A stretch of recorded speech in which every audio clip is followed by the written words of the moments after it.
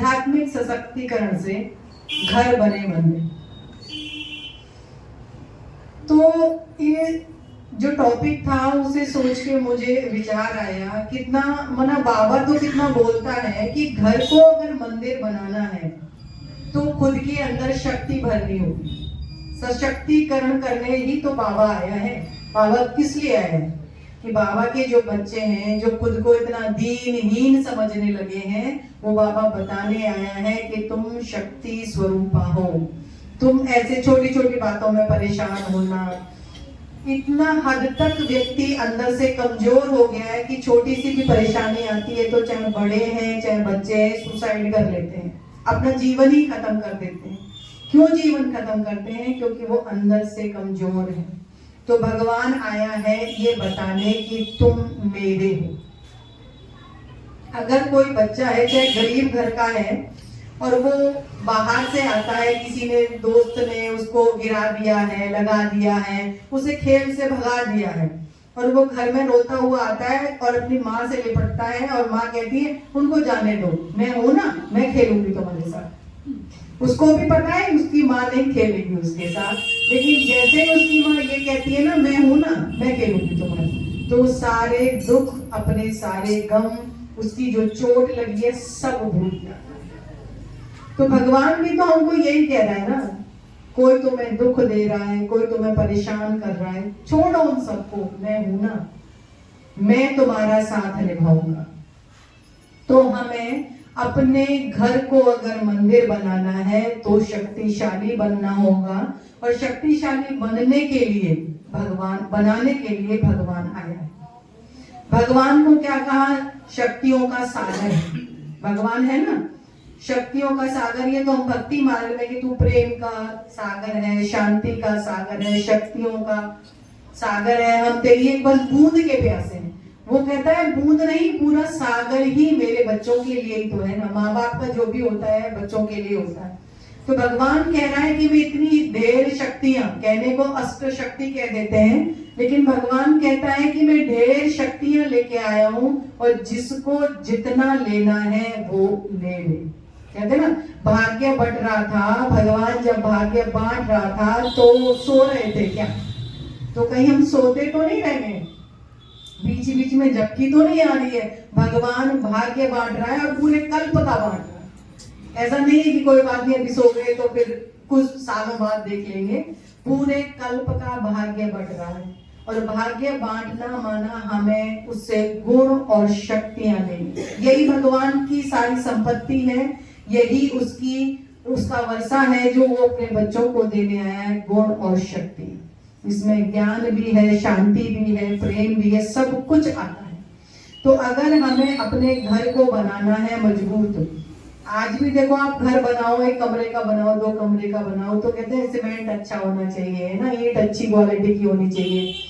तो ऐसे ही अगर हमें अपने घर को मंदिर बनाना है तो सशक्तिकरण बहुत ही जरूरी है।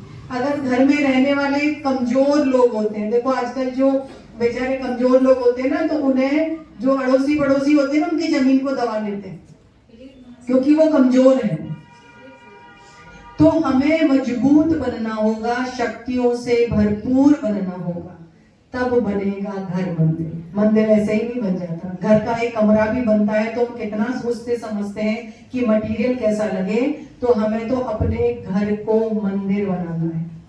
तो शक्तिशाली बनना ही होगा, और भगवान की याद ही एकमात्र मटेरियल है, भगवान का ज्ञान ही एकमात्र मटेरियल है जिससे हम अपने घर को मंदिर बना सकते हैं। अब इसके लिए केवल आध्यात्मिक सशक्तिकरण ही क्यों जरूरी है? क्यों नहीं कहते कि भैया खाओ पियो अच्छे से, घी दूध खाओ पियो तो मजबूत बन जाएंगे?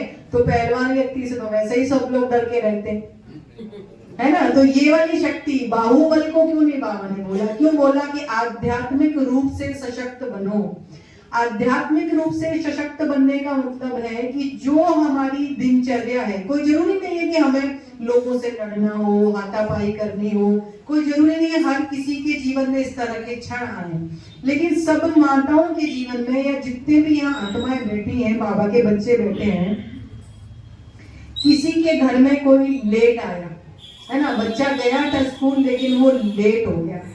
घर का कोई और मेंबर है, चाहे पति है, पत्नी है, माँ है, बाप है, गए थे, लेट हो गए और फोन भी नहीं लग रहा है, और ठंड का मौसम में इतना देर हो गई, माताएं अंदर से हिल जाती हैं।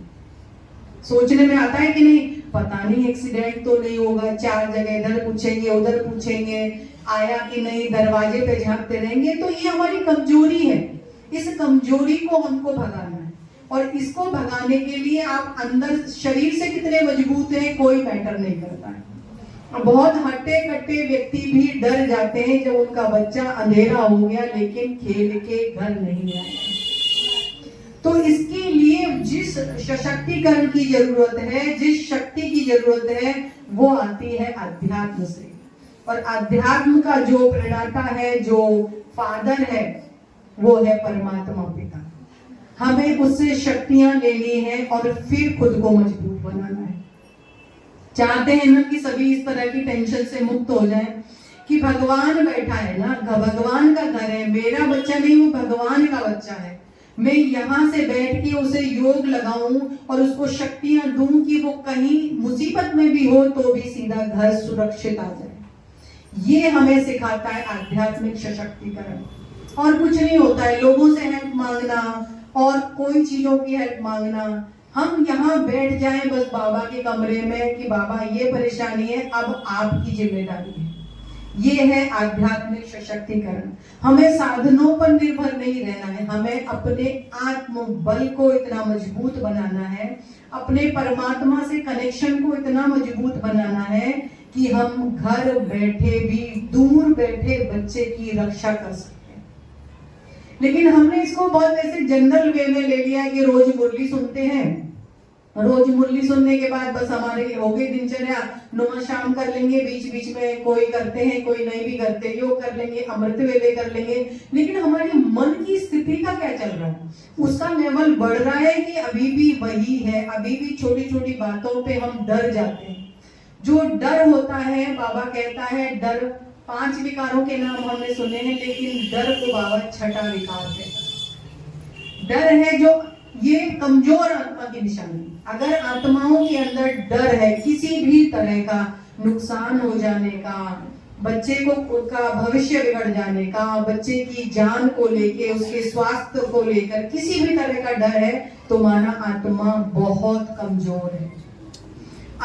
एक शक्तिशाली आत्मा की निशानी है कि वो हमेशा निर्भय रहेगी, निडर रहेगी। तो हम अपना पैमाना कि हम कितने अंदर से मजबूत बन रहे हैं, ये पैमाना है हमारी निडरता।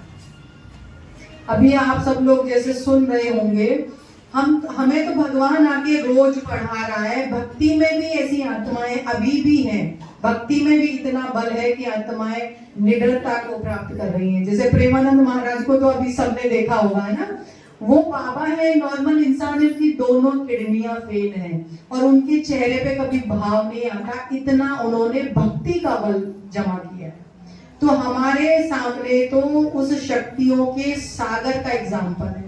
परमात्मा हमें रोज शक्तियों से भरपूर कर रहा है, उसके बावजूद भी अगर हमारे मन में निडरता नहीं आई है, हमारे अंदर डर है, किसी भी तरह का डर है, तो समझ लो हमने सही तरह से ज्ञान को नहीं समझा है।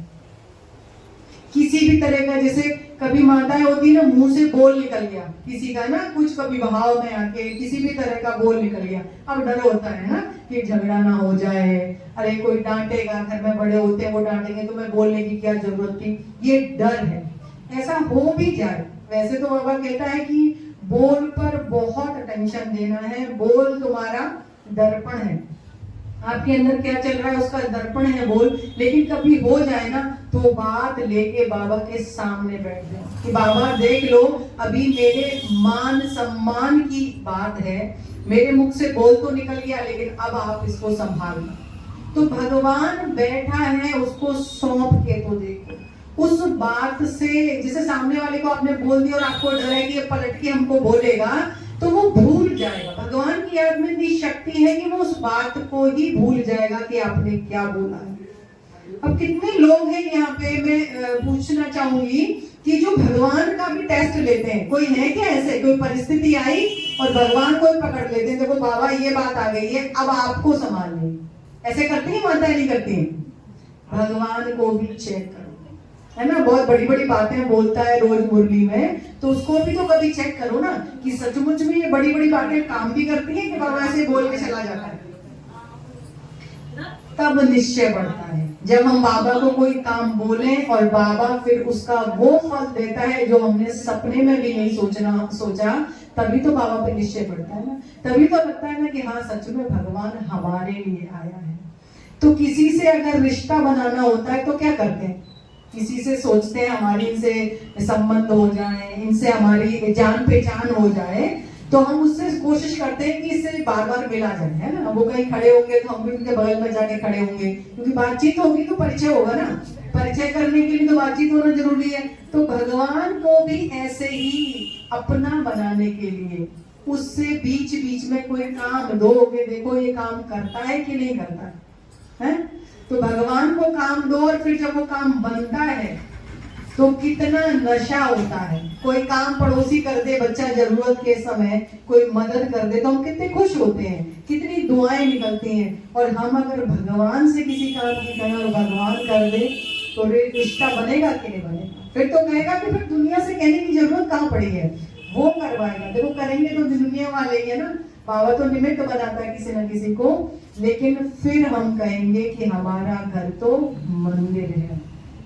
फिर हम अपनी परेशानियों से नहीं, लोग आएंगे कि इनके घर जाओ, इनसे दो बोल बोलो, कोई समस्या है इनसे समाधान पूछ लो, तो हमारा काम बन जाएगा। अभी तो हम मधुबन भागते हैं ना, सेंटरों पे भागते हैं। एक समय ऐसा आएगा कि लोग हमारे घरों में भागेंगे, हैं हमारे घरों से। लेकिन उसके लिए तैयारी करनी पड़ती है ना। अगर आपके घर में छोटा सा भी प्रोग्राम है तो कितनी तैयारी करनी पड़ती है। तो जब आत्माएं, प्यासी आत्माएं किस चीज की प्यासी होंगी? वो शांति की प्यासी होंगी, वो नींद की प्यासी होंगी कि नींद नहीं आई है 4 दिन से, चलो इनके घर शायद मुझे शांति मिल जाए। जब नींद नहीं आती है तो मन बहुत ज्यादा अशांत हो जाता है। तो शांति तो हर आत्मा को चाहिए। तो क्या हमने अपने घरों में स्टॉक स्टार्ट कर दिया है कि हमारे पास वो गुण, वो शक्तियां, वो दृष्टि में पावर आने लगी है कि हम दूसरों की रक्षा कर सकें? कोई हमारे यहाँ शांति मांगने आए, आज हमारे घर में कोई पानी कहे कि हमें रास्ते में निकलता हुआ कोई व्यक्ति बोले कि मुझे पानी पिला दो, तो क्या सोचेंगे? भाई कम से कम पानी तो पिला दो। आप सोचो किसी भी तरह से ऐसा हो कि आप पानी ना पिला पाओ, तो शाम तक ऐसे मन में आता है ना कि देखो पानी मांग रहा था, पानी भी नहीं पिला पाए, पानी भी नहीं पिला पाए। ऐसे ही एक अशांत आत्मा आएगी आपके घर पे कि मेरे सिर पे हाथ रख दो, मैं 4 दिन से सोया नहीं। तो आपको लगता है कि आप ये काम कर पाओगे? लेकिन भगवान तो रोज तैयारी इसी चीज की करा रहा है। वो समय आने वाला है ना कि ऐसे, माना अभी तो सोचते हैं हाँ वो परेशान चल रहे हैं, उनके घर में ऐसी बीमारी आ गई है, उनके घर में ऐसी बहू आ गई है जिसने मुकदमे कर दिए, है ना, ऐसी बातें सुनने में आती हैं। लेकिन जब आपको दिखेगा कि हर व्यक्ति अशांत है, तो फिर कोई सुनेगा नहीं ना कि बस मुरली सुन जाओ, ज्ञान सुन जाओ, योग कर लो। उनके पास इतनी शक्ति नहीं है कि वो 2 मिनट बैठ सके। अगर वो बैठ जाते तो वो खुद ही परमात्मा से ले लेते ना गुण और शक्तियां। लेकिन वो इतनी कमजोर आत्माएं आएंगी कि आपसे सिर्फ मांगेंगी, आपके पास है तो दे दो, नहीं तो फिर वो गालियां देती हुई जाएंगी। ऐसा होता है ना, भिखारी को अगर नहीं दो कुछ तो दे दो, चाहे रोटी दे दो तो दुआ देगा, और नहीं तो बड़बड़ाता जाता है एक दिन तक, है ना, तो कुछ दिया ही नहीं। तो ऐसे ये तैयारी करनी है, तब बनेगा हमारा घर जो है मंदिर। तब हम कहेंगे कि हाँ हमारा घर मंदिर है। अपने अपने घरों में बाबा को बिठाओ, रोज बाबा का आह्वान करो, और अपने मन की इतनी सूक्ष्म चेकिंग करनी है कि कोई डर बकाया तो नहीं। आप सोच लो, आप दोगे तभी जब आपका स्टॉक जमा होगा। और स्टॉक जमा होना स्टार्ट हुआ भी है कि नहीं, इसका एक ही पैरामीटर है डर। हमारे अंदर डर कितना है, पता नहीं बच्चे की नौकरी लगेगी कि नहीं। हाँ मेरा बच्चा, मैं रोज मानूंगी ना मेरा बच्चे की नौकरी, तो शायद नहीं भी लगे, लेकिन भगवान का बच्चा मैं मानूंगी, लगेगी कैसे नहीं। भगवान का बच्चा है ना, मैं रोज योग कर रही हूँ उसके लिए, तो भगवान अपने बच्चे की कोई मतलब असफलता लाए उसके जीवन में, ऐसा तो हो नहीं सकता। भगवान का बच्चा है तो सफल होगा ही होगा, लेकिन ये निश्चय पहले मुझे तो हो, तब तो मैं उसको आशीर्वाद दूं कि बच्चा चिंता मत कर, डर मत, सफलता तेरा जन्म सिद्ध अधिकार है। लेकिन पहले मेरे अंदर से तो निकले, मेरे अंदर ही डाउट है, बाबा इसकी नौकरी लगा दो, बाबा नौकरी लगाने आए हैं क्या? बाबा शक्तियां बांटने आया है, बच्चों को शक्तियों से भर दो। शक्तिशाली आत्मा के आगे प्रकृति भी झुकती है। किस लिए है प्रकृति? पुरुष की सेवा करने के लिए। आत्मा पुरुष है तो शक्तिशाली के सामने तो सभी झुकते हैं, ये प्रकृति भी झुकेगी। और सारी संपन्नता ना प्रकृति के पास है ना। किसी के बहुत खेत हो तो पैसा तो उस पे हो ही गया ना, है ना। तो ये प्रकृति भी सेवा करेगी, लेकिन शक्तियों की जरूरत है। दुनिया में भी ताकतवर के आगे सब झुकते हैं, तो प्रकृति भी झुकेगी, लेकिन प्रकृति कौन सी ताकत देखती है? आत्मा की ताकत देखती है। तो हम अगर अपने बच्चों को इस तरह शक्तिशाली दृष्टि दें, उनके लिए योग करें और वो ना सुधरें, अगर उनके अंदर सफलता ना मिले उन्हें जीवन में, ऐसा हो नहीं सकता। बच्चे ही क्या, अड़ोसी पड़ोसी सब आपके सामने आएंगे, सब आपसे आशीर्वाद मांगेंगे। भगवान क्या करता है? भगवान कहता है मैं भगवान हूं, अपने बच्चों को क्या बनाने आए हो? Master God. कभी कभी कहता है ना मुरली में, तुम मेरे बच्चे मास्टर गॉड हो। क्यों कहता है? क्योंकि जैसे आज हम भगवान से आशीर्वाद, कल की मुरली में था ना, आज की मुरली में भगवान की कृपा और आशीर्वाद क्या है? भगवान की श्रीमत, भगवान के डायरेक्शन, यही कृपा है, यही आशीर्वाद है। तो हे आत्माओं, अपने ऊपर कृपा करो। यही कृपा है कि मैं इतनी सक्षम बन जाऊं कि प्रकृति, आत्माएं मेरी दृष्टि पाने के लिए, मेरे से गुण और शक्तियों का दान लेने के लिए, ऐसे ना लालायत हो जाए कि हमें बस ये मिल गए ना तो अब हमारा काम बनेगा। अब सोचो ऐसा भी होगा कि आप रास्ते में खड़े हो और कोई किसी अपने जरूरी काम के लिए जा रहा है और आपकी दृष्टि पड़ी, तो वो सोचेगा अब तो मेरा काम बनना है ना। शायद मुझे नहीं लगता कोई ऐसा आपके जीवन में हो अभी, लेकिन आप हो सकते हो। ये तो है, अड़ोसी पड़ोसी में एक तो बंदा ऐसा मिलेगा जिसके लिए कहेंगे अब ये मिल गया ना, अब तो मेरा काम बनना ही नहीं है। ऐसे है ना, जब बोलते हैं लोगों के लिए ये मेरे सामने आ गया, मेरे सामने आ गई, तो हमारा काम बिगड़ नहीं है। लेकिन ऐसा हो कि ये मेरे आगे आ गए तो मेरा काम बनना ही। बहुत सीधा सीधा फंडा है कि वो दे रहा है और हमको बस लेना। वो बांट रहा है गुण, वो बांट रहा है शक्तियां, और बस झोलियां भरते जाओ और चेक और करते जाओ कि ये काम कर रही है कि नहीं कर रही है। अपने बच्चों के ऊपर एक्सपेरिमेंट करो, अपने अड़ोस पड़ोस में, अपने संबंधों में इसका एग्जाम्पल सेट करो कि हाँ ये तो काम कर रही है, बाबा ने ऐसे बोला। तो बाबा का एक महावाक्य है, जो आत्माएं ज्ञान धन से भरपूर होंगी उनके पास स्थूल धन की कमी हो नहीं सकती, है ना। ये इतना बड़ा महावाक्य है कि इस महावाक्य को अगर कोई सोचे कि नहीं मैंने तो इसी का प्रैक्टिकल करके देखना है, बाबा ने बड़ी बात बोल दी, तो सच में इस बात का कुछ है क्या प्रैक्टिकल सबूत? बस करके देखो। बाबा यही चाहता है, मुझे यूज करो भाई, मैं आया हूँ, मेरे गुणों को, मेरी शक्तियों को, मेरे साथ को यूज करो। लेकिन नहीं, वो तो पीछे सबसे लास्ट हमारा इंस्ट्रूमेंट है, लास्ट हथियार है। अब कुछ नहीं हो सकता बाबा, अब तू देख ले इतनी देर से क्या कर रहे थे। तो हमें अगर अपने घर को मंदिर बनाना है तो सशक्तिकरण करना पड़ेगा, आत्माओं में शक्ति भरनी पड़ेगी, तभी हम भी लोग, बहुत सारी ऐसी माताएं होंगी जो रोज मंदिर जाती है। मंदिर क्यों जाते हैं? भगवान के दर्शन करने, भगवान से कुछ मांगने। और भगवान कह रहा है तुम अपने घर को ऐसा मंदिर बनाओ, तुम बैठो तो सही टिक के, पर माताएं बैठती थोड़ी टिक के। 2 मिनट दरवाजा इधर बजा है, कोई आया चलो देख के आए, किचन में कोई सामान तो नहीं उबल रहा है ना, गैस तो नहीं जली, टिक जाओ। मूर्ति ऐसे भागती है कि मंदिर में से देखे इधर कोई भक्त गया है, ऐसे करती है कि मूर्ति, हमें मूर्ति बनना पड़ेगा। और मूर्ति किस चीज की होती है? पत्थर की, चाहे कोई मर्डर करके उसके सामने आ जाए, चाहे कोई यज्ञ लुटा के उसके सामने हो जाए, उस पर कोई फर्क नहीं पड़ता। वो जो देती है, उसकी आंखों में जो प्रेम है, उसकी आंखों में जो ममता है, वो ना तो किसी गंदे व्यक्ति के कर्म अगर उसका गंदा उसके लिए बदलती, ना अच्छे के, वो समान रूप से सबको देती है। लेकिन हम तो कहते हैं हाँ मेरा नाती पोता मेरे लिए तो सब कुछ है, और अगर नेक्स्ट उसने कहना नहीं माना तो देखो कैसी आंखें बदल जाती है हमारी, बदलती है कि तो हम मूर्ति तो नहीं बने, अभी तक नहीं बने ना, नहीं बदले। यही है सशक्तिकरण, आध्यात्मिक सशक्तिकरण।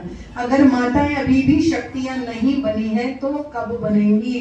दीदी कह रही 12 साल बचे हैं, 12 साल में से मैं तो कहूंगी 2 ही साल बचे हैं, 2 ही साल बचे हैं। अब देख लो आपको मूर्ति बनना है कि नहीं बनना है। फिर तो पता चला कि मुरली भी सुनने, ऐसा भी हुआ ना, कोरोना में 2 साल निकल गए कि हम सेंटर पे भी नहीं आ पाए। घरों में अभी जैसे सेंटर पे आना जरूरी है, सेंटर पे मुरली सुनना, ऐसे अपने घर का एक कोना सेट करो कि इस कोने के अंदर तो मुझे रोज बाबा का आह्वान करना है। मेरे घर पता नहीं कब कौन प्यासी आत्मा आ जाए। अपने घर भी तो स्टॉक जमा करो, रोज एक ही जगह पे बैठ के योग करो, लोगों को दुआ दो। जैसे मैं किसी को बोल रही थी कि ना दान पुण्य करना चाहिए ना, अभी जैसे संक्रांति आ रही है ना, एक जगह भी मैं गई थी तो मैंने कहा संक्रांति में से 14 चीजें दान कर दे ना, कितने मतलब सालों से, कितनी पीढ़ियों से लोग करते आए हैं। तो मैं कहती हूँ इस बार एक नया एक्सपेरिमेंट करिए, हर आत्मा को रोज 14 आत्माओं को 14 जनवरी तक हमें श्रेष्ठ संकल्पों का दान करना है। कम से कम रोज 14 आत्माएं आए और मेरे मुख से निकले कि इस आत्मा का कल्याण होगा। बाबा ये आत्मा प्रेम से भरपूर हो जाए, बाबा ये आत्मा तो है ही सुख स्वरूप। ऐसी 14 आत्मा को करो, आपकी 14 पीढ़ियां तो समझो यहीं बैठे बैठे फिर जाएंगे। ये इतना प्रैक्टिकल है, आप करके देखो बस एक बार, फिर देखो आपके घर में कैसे तरक्की आती है। पर करना ही है अपन को, और करने के लिए कुछ हाथ पैर तो चलाने नहीं।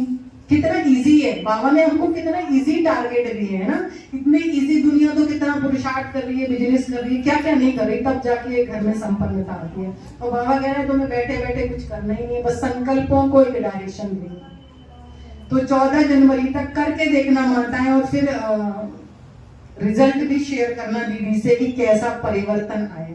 बच्चों को लेके, कोई बच्चे जिसे पढ़ने में ध्यान नहीं देते हैं या बहुत उद्दंड होते हैं, कहना नहीं मानते हैं, उन बच्चों को कि ये आत्मा है और इसे 14 जनवरी तक मुझे श्रेष्ठ संकल्पों से भरपूर करना है।